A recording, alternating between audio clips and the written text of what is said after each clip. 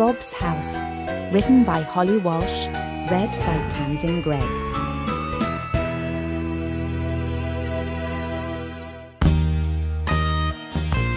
Flynn had always believed in love at first sight, but this was something else. When they met at the Wetherspoons next to the station, he couldn't believe his luck. God, she was hot. Just over 5 foot of stretched leopard print and lipstick. You see, Flynn thought he might be in love with Connie before they even met. Connie's dating profile listed her likes as Lynyrd Skynyrd, Ipswich Town Football Club, The Prisoner, and Real Ale. She was 2 years divorced and had one of the filthiest laughs he'd ever heard.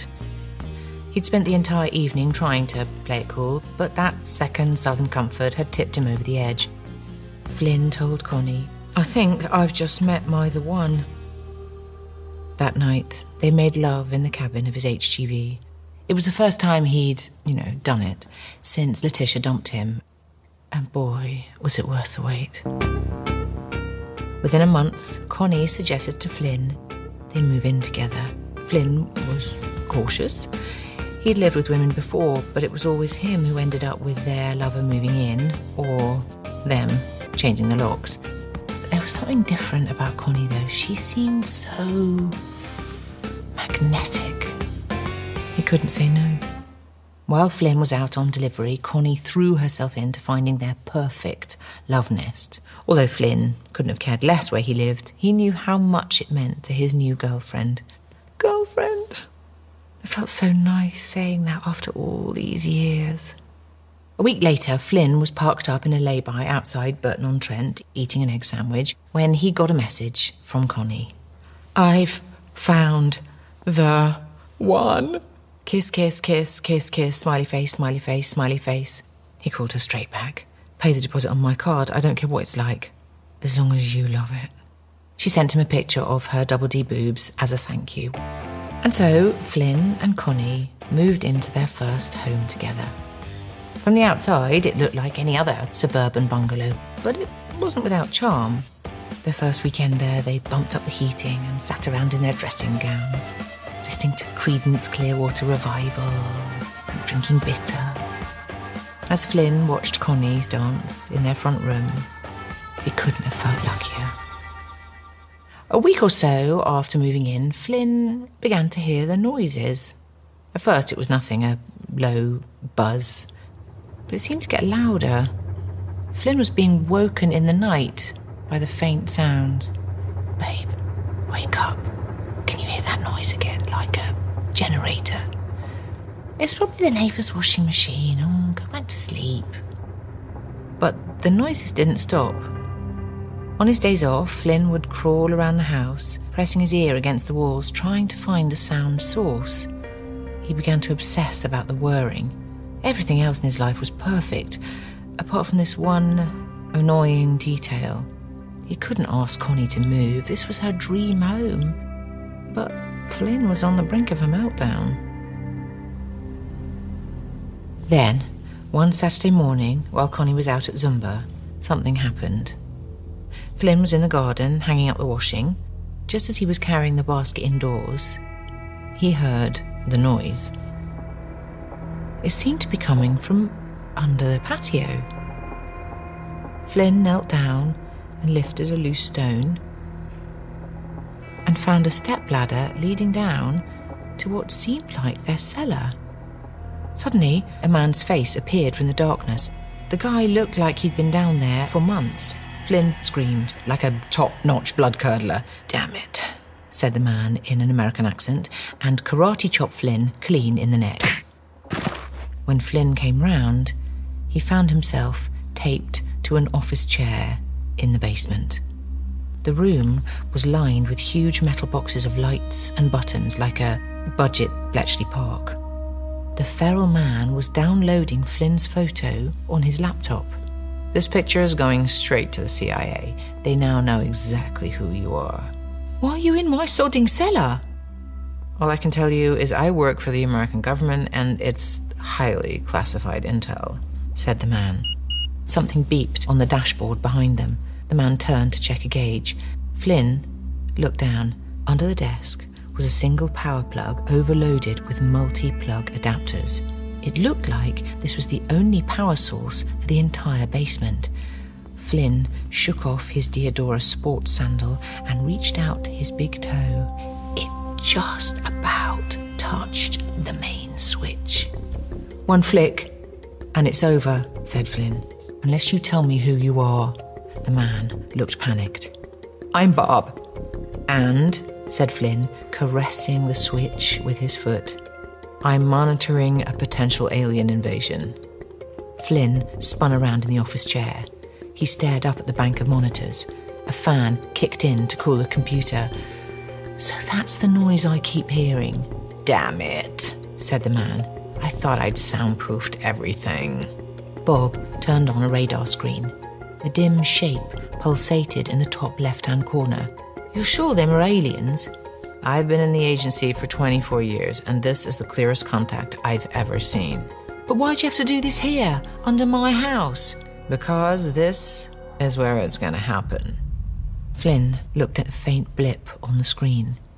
Upstairs, they heard the front door open. Connie was back from Zumba. This time, it was Flynn's turn to panic. Connie would flip out if she knew there was a CIA informant in their basement. It was their perfect love nest, after all, and he couldn't go through the pain of losing another girlfriend. Not after what happened with Letitia and Verity and Melody. Before that... "Okay, Bob, I'll keep your secret on 2 conditions. 1, you soundproof your bloody machines, and 2, next time she's out, you have to come upstairs for a shower. If Connie doesn't see you, she'll smell you." So that's how Flynn discovered Bob. For the next month or so, the 2 men kept themselves to themselves, apart from on Saturday mornings when Bob would nip up for a bath while Connie was at Zumba. Although Flynn felt bad not telling Connie his big secret, he didn't want to rock their sex boat.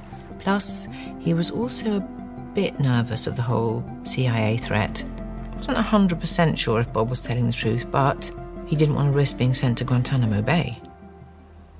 Then, one Saturday, things came to a head. It was about 10 a.m. Connie had gone to her exercise class, Flynn was sunbathing in the garden, and Bob was having a wash. He tucked his wet towel around his middle when suddenly the bathroom door opened. There, in the corridor, in nothing but her birthday suit, stood Connie. It turns out the Zumba had been cancelled, and hearing her boyfriend in the shower, Connie thought she'd give him a sexy surprise, but instead of a ginger man from Ipswich, Connie found a pasty CIA agent drying his balls. Flynn had no choice but to tell Connie everything. Minutes later, the 3 stood in front of the massive bank of monitors. She trembled. Flynn thought she might faint. "How long till they arrive?" she asked quietly. "They're close. They're very close." "I guess you'll want to move out," said Flynn, resigned to the fact that it was over. "Are you kidding?" said Connie. "This is incredible." This time, Flynn thought he might faint. What a relief. Not many women would be cool about the alien monitoring cell in their downstairs. And, as the day went on, it seemed Connie wasn't just cool about it, she was captivated. She spent hours quizzing Bob about his theories and coordinates. At about 9 p.m, Flynn tried to persuade her to come and watch Gogglebox. Connie said she was staying in the bunker for the night shift. For the first time in their relationship, Flynn felt a tiny bit vulnerable. In truth, he'd enjoyed it when Connie gave him her undivided attention. As he lay in bed alone that night, listening to them nattering away in the bunker, he started to resent the bungalow itself. On about the 5th evening post-bunker discovery, Connie seemed restless. Flynn tried to hold her hand, but she couldn't look him in the eye. When he suggested a quickie, Connie made some lame excuse about a cystitis flare-up and hurried down to the bunker to help Bob. Something was definitely up. Flynn slammed the front door and headed out to the pub. Fuck Bob, thought Flynn as he sat on a bar stool. Everything had been perfect before he came along. Maybe Bob wasn't a CIA operative at all. Maybe this was just one massive ruse to pick up hot babes. Back home in the garden, Bob was desperately trying to erect a large satellite dish. Down in the bunker, Connie watched as a picture flickered into life. After a second, a strange luminescent form that was definitely not human appeared on the screen. By now, Flynn was pretty drunk. He flicked through his phone, staring at pictures of his girlfriend's past. Selma, Letitia, Melody, Moira, Kirsty. He lingered on a picture of his beloved Connie. "You sure know how to pick 'em," he muttered into his pint. Then, to the barmaid, "Can I get that whole bottle of Archer's to take away?" In the bunker, Connie was now sitting in front of the TV with her arms straight up in the air. She began to babble to the alien form on the screen as though involved in some sort of intergalactic FaceTime. Bob lay dead on the floor next to her. Connie began to shimmer. Her face merged into that of the alien on screen. Suddenly, she heard the front door slam upstairs. "Connie!" a voice shouted. "Open," said Connie, which means bollocks in alien. Just then, Flynn came down the steps. He screamed. "I can explain," said Connie. Flynn reached for a broom and swung it at Connie. No, it's me. It's Connie. I'm still Connie." "I knew you was too good to be true."